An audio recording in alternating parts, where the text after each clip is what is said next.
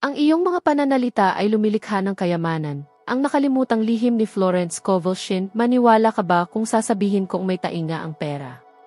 Na naririnig nito ang iyong mga pagrereklamo, ang iyong mga takot at ang iyong mga dalangin. Eksakto iyan ang sinisimulang kumpirmahin ng Biblia at ngayon maging ng siyensya. Kumusta? Ako si Florence Scovel Shinn. At halos isang siglo na ang nakalipas, itinuturo ko ang parehong katotohanan na inihayag ni Jesus, bibigyan ang bawat isa ayon sa kanyang pananampalataya. Ngunit ang hindi napapansin ng marami ay nagsasalita ang pananampalataya. At anuman ang iyong sinasabi ng may matibay na paniniwala ay nagsisimulang maging iyong katotohanan. Ang salita ng Diyos ay ang manual ng kasaganaan ng tao. At ngayon, nais kong ibunyag sa iyo ang formula ng kayamanan, hindi ang nakakamit sa pamamagitan ng pagod na pagtatrabaho, kundi ang nagpapakita sa pamamagitan ng binibigkas na salita, ng pananampalataya, at ng nakaayon na kamalayan. Maghanda ka.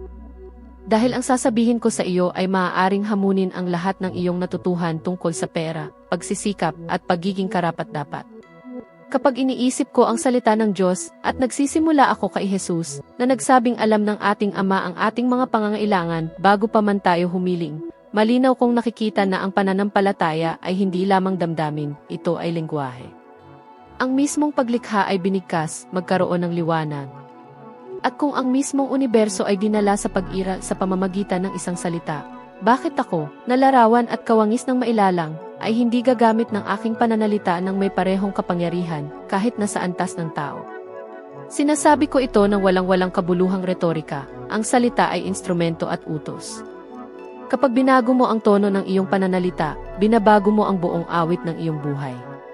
Naisip mo na ba kung ilang beses, nang hindi nag-iisip, ay isinusumpa mo ang sarili mong pinagkukunan? Ilang beses mong sinasabi, masyadong mahal, hindi kaya, hindi ko magagawa. Ang bawat isa sa mga pariralang iyan